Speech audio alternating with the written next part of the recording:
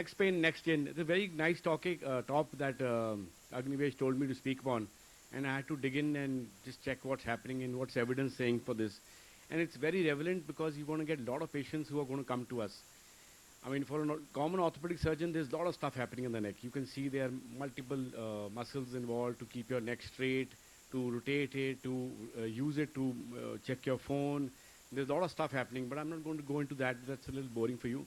But you have to understand the neck pain. I mean, if you get any patient, he comes with even appendicitis. You ask him, और कुछ pain है? कहते क्या बड़ी दर्द है?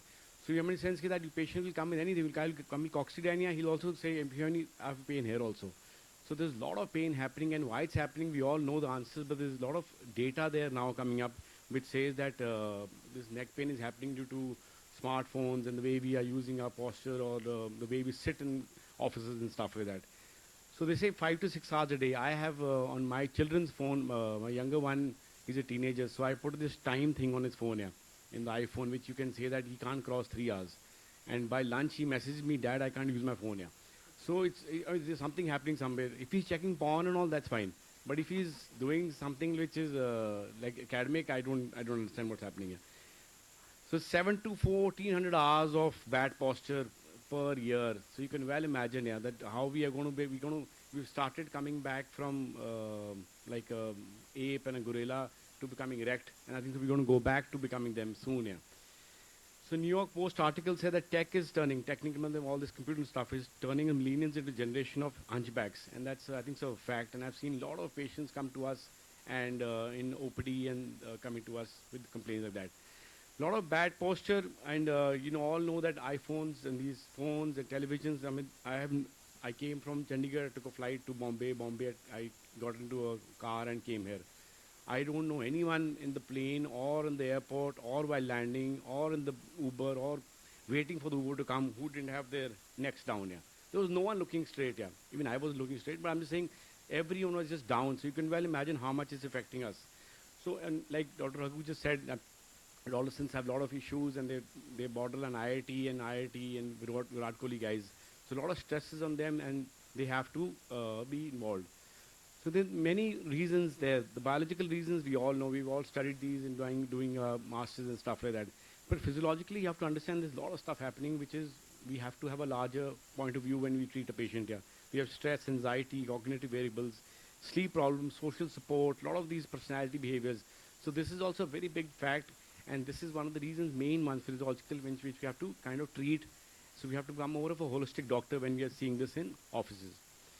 So Text neck syndrome, we all might have heard of it, and it was coined by Dr. Dean L. Fishman, who was a US chiropractor.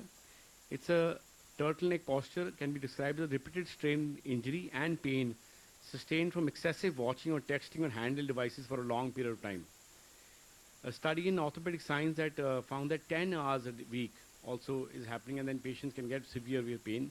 A study in Thailand showed that text neck syndrome, I don't know why they're texting in Thailand, there's so much more stuff to do there. But the large number population of people who use mobile phones, they're doing this here. A study in 220 in applied ergonomics also found that adolescents, Dr. Raghu, you might like this, but that a lot of these postures, the way we are using, is causing these issues. Spine journal also is a good one, in which also that is said that this is a risk factor. So there's a lot of stuff out there which is happening. If you just grade it, I'm not saying you have to take it to heart, but like there are grade 4 grades, So grade 1 is just basic. You're not able to do a simple work at home, and the grade 4 is when you have a neurological deficit and stuff. So grade 1 and grade 2 are the ones which you're going to mostly see in your general orthopedic practice. I'm not saying as a spine surgeon, but in general orthopedic practice, you're going to see these come to you. So this is a very interesting slide. If you just see, when you are sitting up straight or you are just walking straight, about 10 pounds of pressure is exerted on the cervical spine here. And the normal, I mean, I can look back in the 5th row, the guy in the white shirt. He's sitting like this here. So his chin is actually touching his thing, 60 pounds pressure on your cervical spine. So just imagine, I mean, you might go out after this lecture walking a little straight, but 60 pounds pressure. Every 10, 15 degrees when you look down, 10, 15 pounds pressure goes. So 60 pounds, 25, 30 kilos pressure on cervical spine. So in the long run, what's going to happen is you're going to get a forward head posture here. And forward head posture is very understandable. I will just show it to you. If you tell any of your patients in, OPD or your family,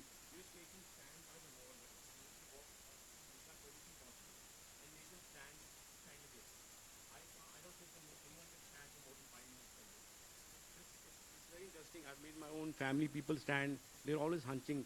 It's very hard to stand for about 5 to 6 minutes at a stretch, touching your head, your back, your buttocks, as well as your heels to the thing. And I think it's the easiest thing you can do. Any patient comes to you, just tell them, please stand like this. If they're not able to, tell them, just go do this. Don't give any medication. Just tell them, stand like this for 5 minutes, watch your television, stand in the kitchen, wherever you can. And I think so you can treat it. Symptom-wise, look at these symptoms, yeah. I mean, everything in the world, I think so, is happening due to just forward head posture. I mean, on text neck or these phones. So you can well imagine, you can be labeled schizophrenic, you can be labeled, I mean, you can, anything, multiple sclerosis, anything which you are read these hi-fi diagnoses, but look at the amount of symptoms you can have by just bad posture. So muscles, the muscles in the back, I'm not going to go into the names and stuff like that. They become elongated. Then you have some like a buffalo neck. There are a lot of ladies who get a lot of buffalo neck here, and they become fat here. The muscles in the front, they actually kind of become contracted, and they become shorter. So this becomes over time, and if you have it for more than 6 months to a year, you will see that it's very hard to actually go back to maintain that same posture. So what you guys have it right now is very important, and that's what I was trying to show you in the photograph. Other issues like eye symptoms, you can get electromagnetic risk, you can get psychological effects on children, you can ADHD and a lot of stuff, you can irritability and fights at home and stuff. So simple, these things, just treating your posture, staying away from these things is the thing. Main thing, like we all know, is the prevention. I mean, if you can prevent it, nothing like it. But the amount of onslaught of phones, iPads, the stuff which we are exposed to from day morning when you wake up in the morning to night, I don't think so we can actually prevent it, but you can actually make your muscles strong and try to sit in a better chair and just tell everyone what's happening, why the reason is the patient is having a headache. Red flag signs, Dr. Raghu's already mentioned, yes, but similarly, like for our spine surgeons, if you have, or if you see someone who's got deficit, who's a myelopathic patient, or got brachialgia, has got some numbness, is getting fever, weight loss, or any stuff like that, pain at night, while sleeping, waking up in the morning, stiffness. So the patient has like some kind of yellow flag going into red flag signs. This is when the patient requires help. Conservative treatment, I mean, I was told to speak on conservative treatment. It's very simple. And if you just do rest, medication, physical therapy, injections, there's a lot of stuff there which can help you. And there are a lot of data there which will tell you what to do, what not to do. But like I said, if you make the patient just stand by the wall and just tell him to just make it stand for 5-10 minutes in the morning, evening, I think 90% of the problems get solved. There's a lot of stuff out there. I mean, if you want to make money, there's so much stuff. You can give injections, you can give not that.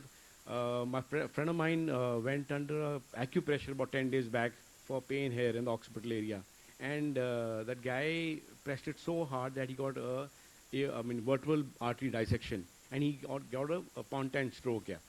And so I'm just saying, getting traction, which is the commonest thing which everyone does. I hate traction, no traction for any cervical spine issues, and acupressure. Leaving these two apart, you can do art of living, Sadhguru, anything you want, but anything will make your muscles strong. There's a lot of data that do stuff like this. Simple exercise like you all can do is just stand like this and just press your chin tuck, one exercise. Other is neck forward flexion. Third is an arm stretch. Then you have a foam roll, upper back. You'll find all this on the net. I'm just saying there's some simple exercises, but I think so walking erectly, standing by the wall, connecting everything to the back is the best thing you can do, and the rest is avoiding how much phone activity you have.